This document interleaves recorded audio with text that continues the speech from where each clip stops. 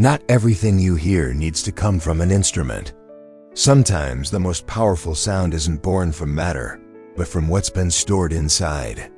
Have you ever stopped to think about how many words you've never said, how many feelings you've swallowed, how many emotional melodies you carry silently? What if I told you there's a kind of sound that can't be heard with the ears, but that permeates the entire soul? That certain echoes continue to vibrate even when no one else touches them? This story will make you question what is real and what is memory. It will take you on a journey where silence carries more weight than noise, and where unspoken love finds its way back through a melody that has never been played, but insists on existing. The protagonist didn't hear just any song. He was chosen by a sound that has spanned decades, carrying affection, loss, hope, reconciliation, and a truth that few have the courage to hear. If you've ever felt like something invisible is trying to communicate with you, that there's a presence in your silences, or that unexpressed emotions live on within you, then this story is for you. Brace yourself, because sometimes it's not the sound you hear that changes your life. It's the sound no one has ever dared to touch, and yet it echoes forever. That particular night, the silence seemed denser than usual. It was as if the world had held its breath for a moment. No rustling of trees, no constant hum of streetlights, nothing. Just emptiness so absolute it hurt your ears. Yet, in the midst of this almost sacred stillness, a sound emerged. Soft, light as a spring breeze, yet charged with an emotion difficult to describe. It was a melody that seemed to come from nowhere and at the same time seemed to be everywhere. There were no instruments nearby, no radio, no electronic devices turned on. Still, the music floated in the air, as if it had crossed time just to touch that moment. It was a song that didn't demand attention, yet completely captured the soul, commotion, the kind of sound that awakens memories even in those who don't have clear memories. The protagonist, a simple man with a sensitive soul and restless eyes, felt his chest tighten as if recognized by something invisible. In that moment, he knew, without yet knowing it, that something was about to change. There was in that melody an unmistakable blend of sadness and hope, an almost impossible balance between lament and consolation. And that, in itself, was a puzzle. The protagonist, whom we will call Owen for now, lived alone in a house inherited from his grandparents on the outskirts of a small town in Vermont. Surrounded by forests and dusty memories, he had always valued silence, but that night taught him something new. Silence, when filled with a sound charged with wisdom, can become a portal. The music never stopped. It moved like water in a slow current, flowing through the rooms, passing through closed doors, and touching objects as if awakening them from an ancient slumber. Owen felt each note as if it were a whisper in his ear, a message from another time. A sense of affection enveloped the room. It was as if someone wanted to converse without words, only with sounds. It was a pure demonstration of the power of silent kindness, and it awakened in him emotions he hadn't felt since childhood, emotions kept under lock and key, which now returned like ancient visitors in the days that followed. Owen tried to understand what had happened. He searched for rational explanations. He even called power companies, investigated whether neighbors were testing speakers, searched forums about unexplained sounds. Nothing, no plausible explanation. Then he began to think differently. Was the melody coming from within him? Was it an emotional memory so powerful it projected outward? The idea seemed absurd, but at the same time it made sense. Understanding, at that moment, would come not from logic, but from sincerely listening to his own feelings.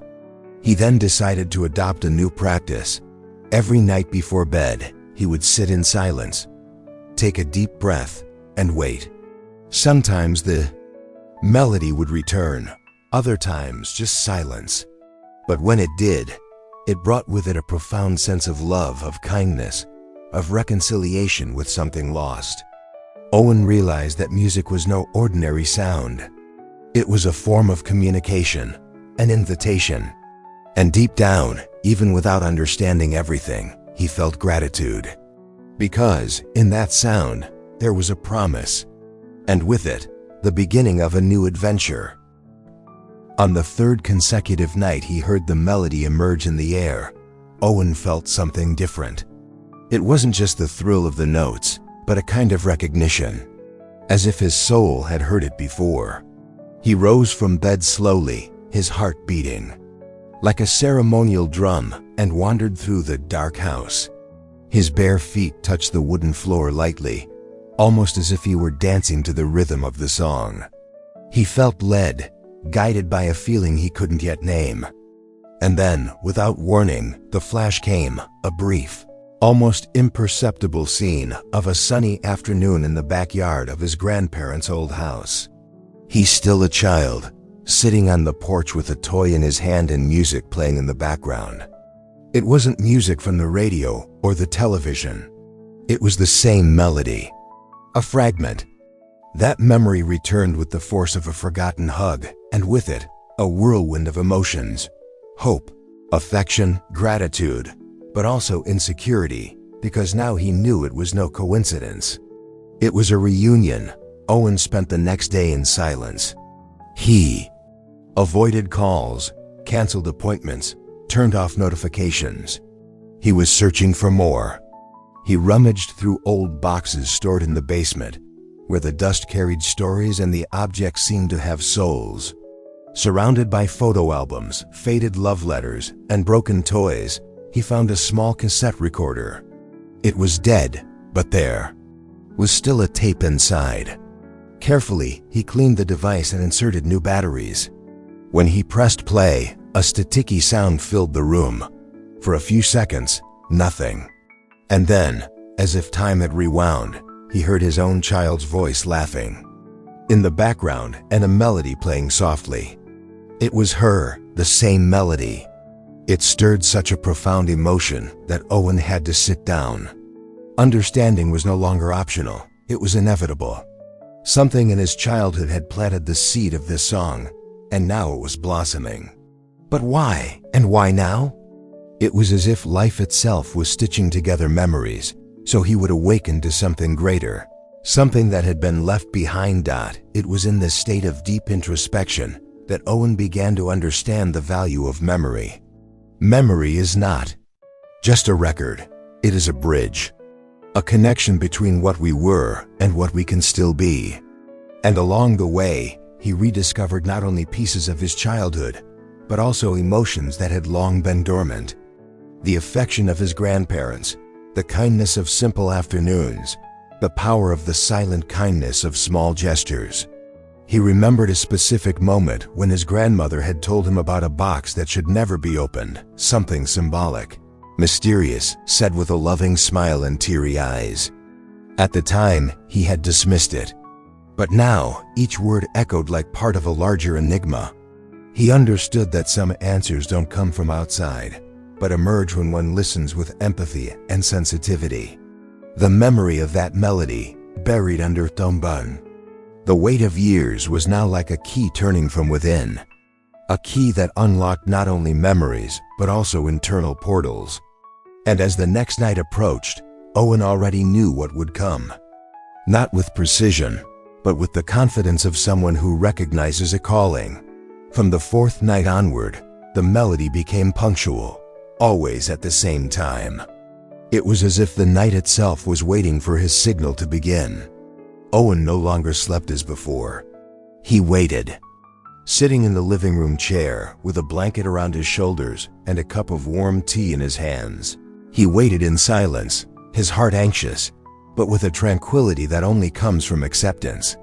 And when the clock's hands marked that sacred moment, the sound emerged.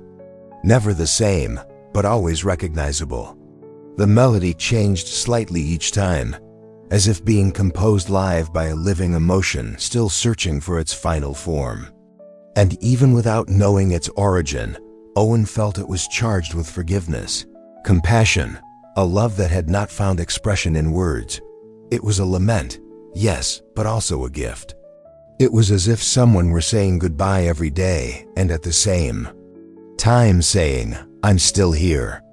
It taught him about resilience, about the power of presence. Because listening to something invisible requires courage, the neighbors began to notice that something had changed. Owen seemed different, more introspective, more sensitive, more present. He no longer spoke in a rush or looked away from people. Something inside him had calmed, yet at the same time intensified. In brief conversations, he would say he'd been listening to music at night. But when asked what it was, he just smiled. How could he explain that the music came from nothing and at the same time, from everything? That it was like hearing one's own soul translated into notes. It was something too personal to be explained logically. It was a kind of wisdom that can't be taught, only lived. And this experience awakened in him a deep desire to better understand silences. He began to read about unconventional sounds, about healing frequencies, about music as a spiritual language. He discovered that in many ancient traditions, certain sounds were considered portals of transformation. And there, in that old house, amid shadows, memories, and invisible echoes, Owen felt he was living one of those experiences. A journey without maps but full of signs. The melody, though beautiful, carried a melancholic tone. It was like a suppressed cry, a longing never spoken aloud. And this moved Owen viscerally. He began to reflect on the unresolved goodbyes in his life. Friends who left without a goodbye, loves that dissolved in time, words he never had the courage to say.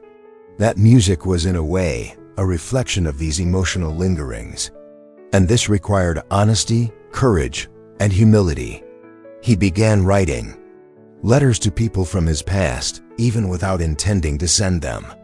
It was an exercise in internal reconciliation, a gesture of kindness to himself. Each night was an invitation to introspection, to listening, to connection. And this brought not only melancholy, but also hope. Because in each note, there was also the promise of overcoming, that something beautiful could be born from pain. And with that, Owen understood that the echo in the void was not loneliness. It was a silent companion, a presence that, though invisible, helped him find himself. And it was precisely in this state of deep listening that someone outside also began to listen. It was a gray, silent afternoon that Owen decided to walk around the neighborhood, as if searching for something he couldn't yet name. The air was humid, charged with gentle omens, as if time itself were waiting for something to happen. Passing the hedge of the house next door, he noticed the old man sitting on the porch, as he did every morning and afternoon, always with a book on his lap and a gaze lost somewhere between reality and memory. Mr. Amos, that was the name Owen had heard. Since childhood, always shrouded in respect and mystery. There was something in the man's calm manner that suggested accumulated wisdom, lived patience, a silence laden with stories. Driven by a mixture of empathy and curiosity, Owen greeted him kindly. And to his surprise, Mr. Amos returned the gesture. With a deep look and the following sentence, "You're listening too, aren't you?" Owen stopped. He felt a cold shiver run down the back of his neck. What he had kept silent for so long was now recognized by someone outside. The old man invited him to sit. The wooden bench creaked under the weight of decades and hidden truths. The conversation began timidly, but soon turned into an intense exchange, imbued with humanity, sincerity, and resilience. Mr. Amos recounted that many years before, after his wife's tragic death, he began hearing a melody as night fell. It was always different, but it carried the same pain, the same tenderness. For years he tried to understand it, sought help, investigated with sound experts, spiritualists, and doctors. No one could explain it. But over time he understood that it was more than an acoustic phenomenon. It was a link, a presence, a living memory trying to communicate. Hearing Owen describe his experience, the two men were moved. They were strangers united by an invisible symphony. The feeling of loneliness, which had long weighed on both of their chests, was replaced by a genuine connection, built on empathy, collaboration, and mutual understanding. Music, after all, didn't isolate them. It united them that same night. Mr. Amos handed Owen a small, dark wooden box marked with symbols that appeared to have been lovingly hand-carved. He said he'd kept it since his wife's passing, but he'd always felt it would one day belong to someone else. Inside were an old photograph, a dried flower, and a note written in firm handwriting. Not all music needs to be played to be heard. Owen held the object respectfully, feeling a strange warmth in his chest, as if something had fallen into place. It was as if that gesture had opened a new space within him, a place where memories, forgiveness, and love could coexist peacefully. The guardian, now revealed, wasn't just an old neighbor. It was part of the symphony. A key figure who held not only the melody, but also the secret that certain sounds can only be understood when touched by the soul. And it was with this new flame lit in his heart that Owen remembered the family's old house, where a room had always remained locked. It was a vague, almost forgotten memory, but Mr. Amos's comment rekindled something in Owen. An old room in his grandparents' house, always locked. As a child, he had tried to enter, driven by innocent curiosity, but was always stopped. "No entry there," his grandmother would say softly but definitively. Now, years later, with the melody echoing within him like a hidden map, Owen felt it was time to return to that place. Armed with courage and an old key found in an old drawer, he crossed the hallway as if crossing a portal between worlds. Each step sounded louder than the last, as if time were reacting to his presence. As he stopped in front of the door, the air felt heavier. There was an almost imperceptible difference in temperature, as if that locked space had held a piece of another dimension. A dense silence enveloped him. It was the kind of silence that speaks. And there, before the aged wood, Owen knew he needed to enter not only physically, but emotionally. As he turned the key, he heard a soft, almost ceremonial click and pushed the door open slowly. The creak of the hinges was followed by an ancient smell, a mixture of wood, stored fabric, and forgotten emotions. The room felt as if someone had left and never returned.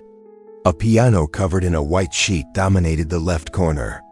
On the walls, paintings framed portraits of people he didn't recognize, but who strangely seemed familiar.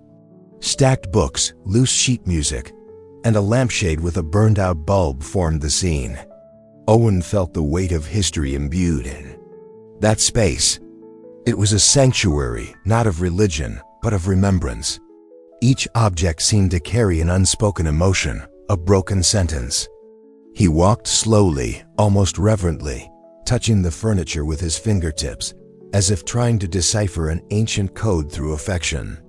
In the center of the room, a chair facing the window indicated that someone usually waited there. Wait. For what, or who?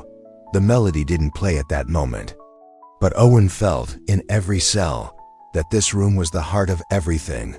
Moved by a mixture of gratitude, fear, and hope, he began to explore the space more closely. He found a wooden chest under the bed, locked with a small, rusty latch. He used a kitchen knife to pry it free, and upon opening it, he found notebooks, folded letters, and personal belongings. There was a diary, written in elegant handwriting, that began with the words, "If one day my music is heard, may it carry my love with it." That made Owen pause. A chill ran down his spine, but his heart, on the contrary, warmed. It was as if he had just found a bridge between different times. The emotional intelligence necessary to deal with all of this was imperative. It required empathy for those who were no longer there, understanding not to judge the past with the eyes of the present, and the courage to move forward. He knew with intuitive clarity that that room held more than memories. It held a story, a pain, a love, and perhaps the origin of the melody. But before he could find out, something even more surprising would catch his eye among the dimly lit objects. In the dim light of the room, Owen searched every corner with the eyes of someone searching for something they couldn't yet describe. The trump had revealed part of the story, but there was a stronger energy concentrated there, as if the very air itself was waiting to be deciphered. It was as he approached the piano that he noticed some sheets of paper stacked on the closed lid of the instrument. They were blank pages, yellowed with age, some with small damp spots and old fingerprints. They seemed useless at first glance, but there was something strange. They were arranged intentionally, as if someone had left them there on purpose. Owen picked up the first sheet, held it up to the light from the window, and for a brief moment, he thought he saw something. Nothing immediately visible, but driven by intuition and the wisdom born of attentive listening, he turned out the lights and lit an old candle forgotten on the shelf. When the flame touched the paper, like subtle magic, lines began to appear. Lines, musical notes. A handwritten score, hidden for years, now came to life before his eyes. He stood still. The flame flickered, casting dancing shadows across the bedroom walls, while the score revealed, note by note, the composition he had likely been hearing in his dreams and waking hours. There was no title, no author's name, just pure music, expressed in the silence of someone who had never been able to play. Owen felt his heart race. It was as if the notes carried ancient feelings, pent-up passions, unfulfilled promises. Understanding and emotion mingled within him. It was the first time something so concrete had given form to what he heard without knowing where it came from. It was at once a call and an answer. Owen held the sheets reverently. He knew this was not just a composition.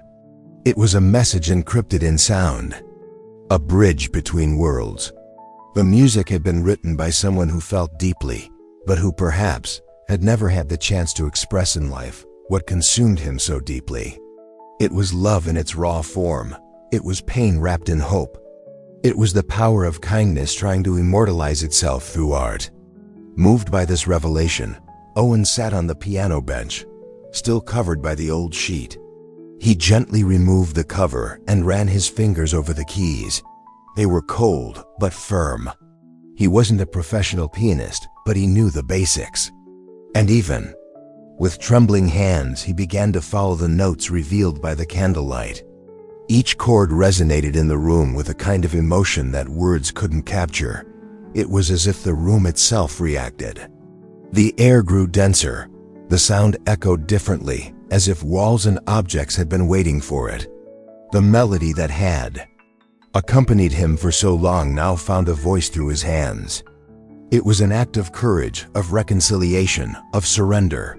And in that performance, Owen felt he wasn't alone.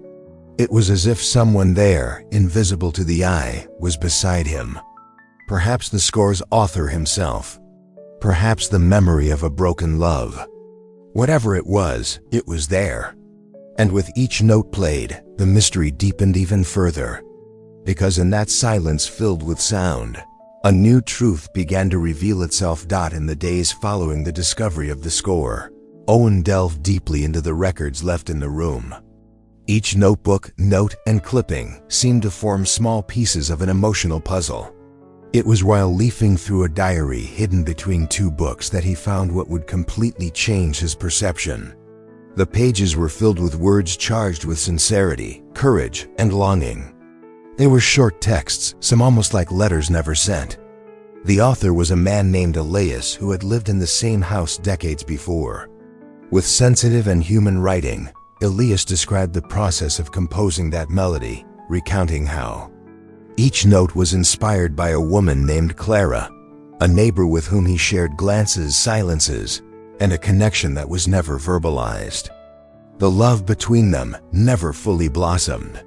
Elias died young, a victim of a sudden illness, before he could declare his feelings. That song was his final attempt to say what could never be said. A calm cry, a farewell written with hope. Owen felt as if he had read someone's soul. It wasn't just words. It was a pure portrayal of vulnerability. Elias spoke of love with a depth that surpassed romance. It was a love of the soul, the kind that asks for nothing in return, but yearns passionately to be understood. The score he had left behind wasn't an unfinished work. It was a confession, a sonorous letter. And in that moment, Owen felt the weight of responsibility. He wasn't just a listener. He had become part of the story. Elias had trusted, even without knowing it, that someone would one day give voice to his melody. This awakened a new kind of empathy in Owen, an empathy that transcends time and recognizes that true love doesn't die, only transforms. It was as if that ancient pain had crossed the years in search of redemption. With teary eyes he looked at the piano and understood that by playing that music, he was allowing Elias in some way to fulfill his soul's mission. That melody was an act of reconciliation between what was and what could never be. Heart still heavy, Owen decided to visit the city's public archives. He needed to confirm that Clara had truly existed and that Elias was truly who he claimed to be. And there they were, in old records, Clara Whitmore, a literature professor who died in 1973, and Elias Rowan, a self-taught musician who had died a year earlier. In a yellowed newspaper from the time, he found a footnote mentioning that Clara never married and that she often listened on Sunday afternoons to music that recalled the soul of someone gone too soon. Owen stood still. That confirmed everything.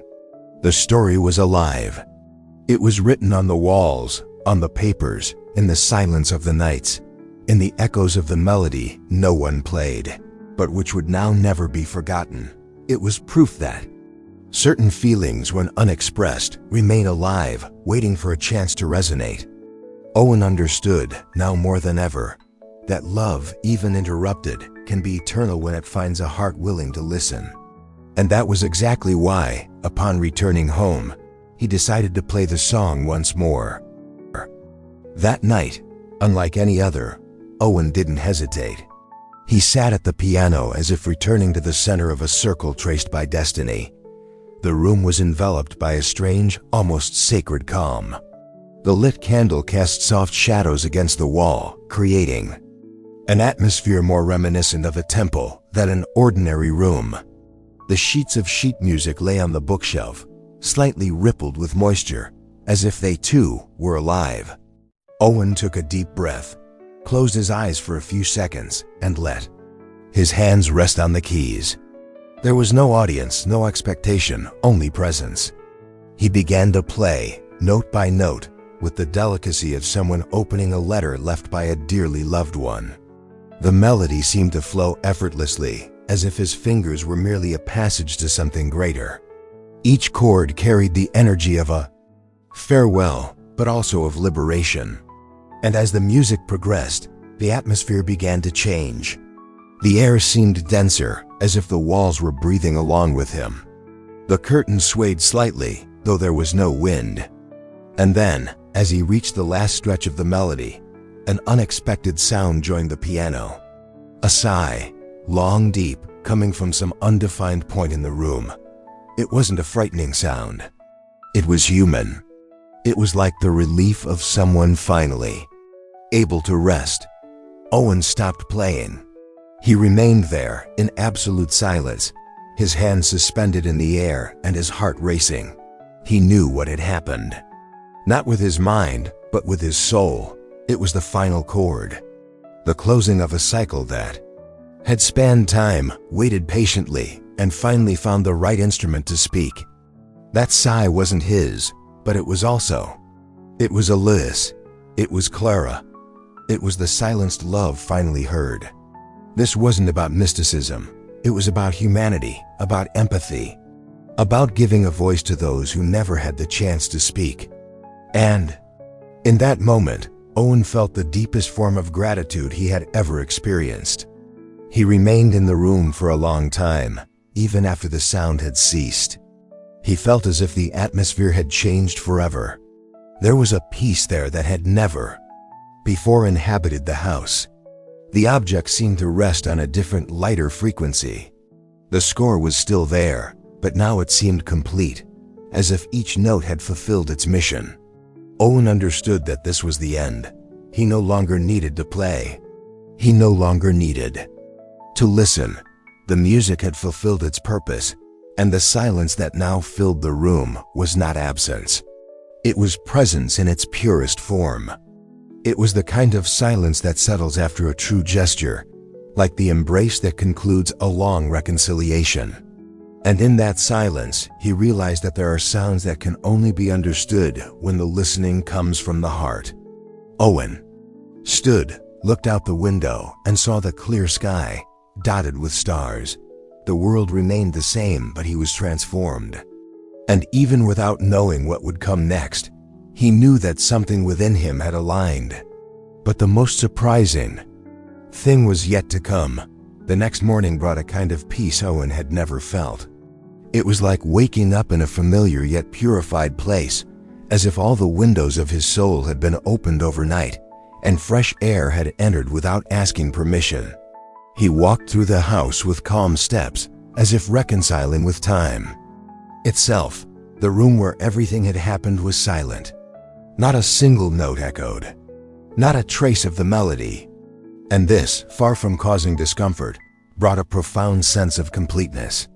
It was the silence of something ended with dignity, a silence that said, "Now you can move on."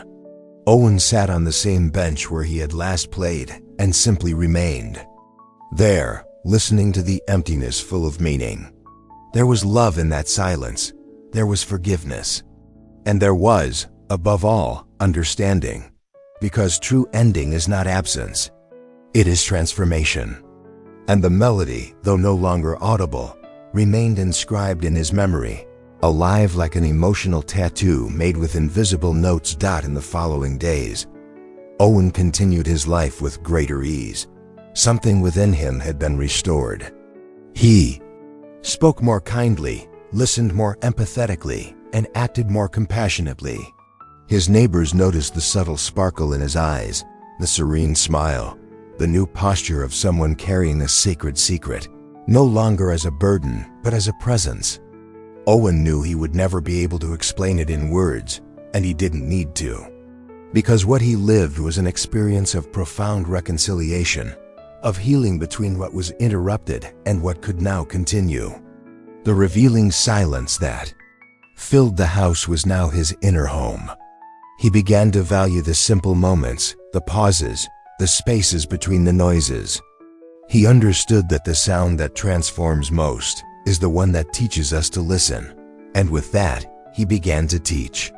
He created small gatherings with friends and neighbors and shared his experience without going into too much detail.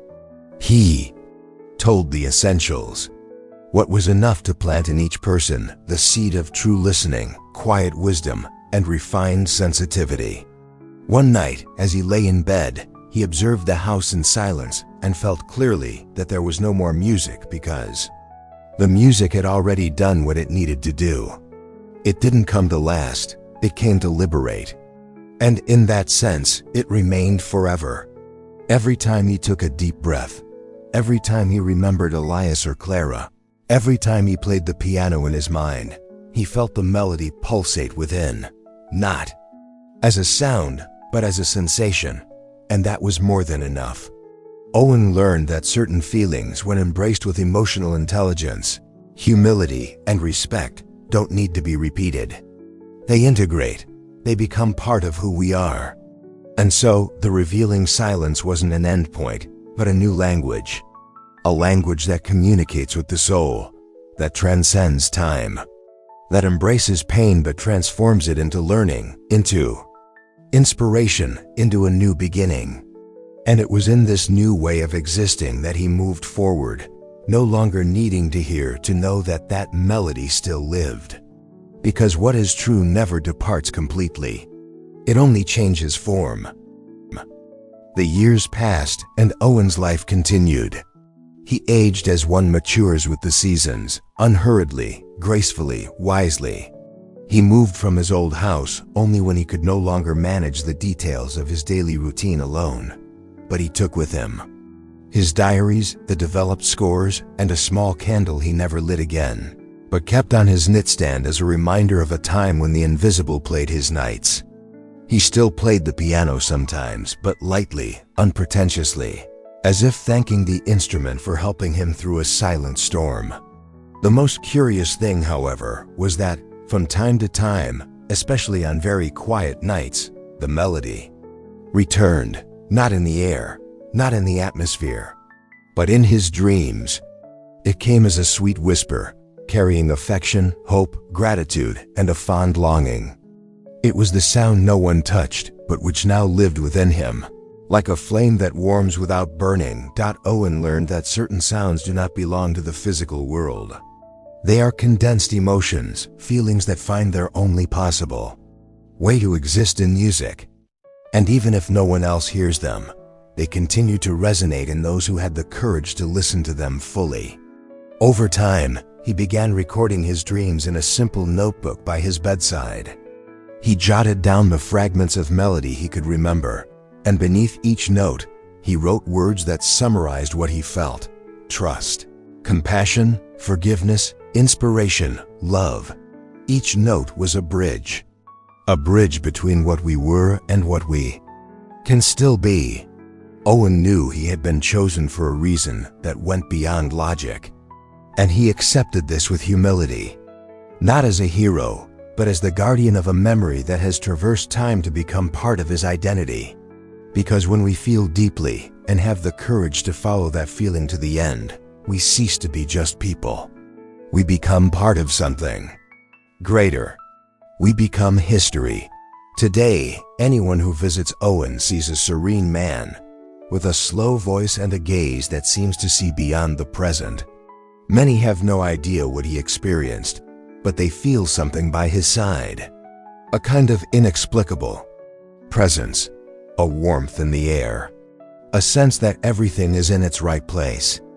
And when someone asks why he always has a piano nearby, even though he doesn't play it often, he smiles and replies, because some sounds don't need to be played to stay alive.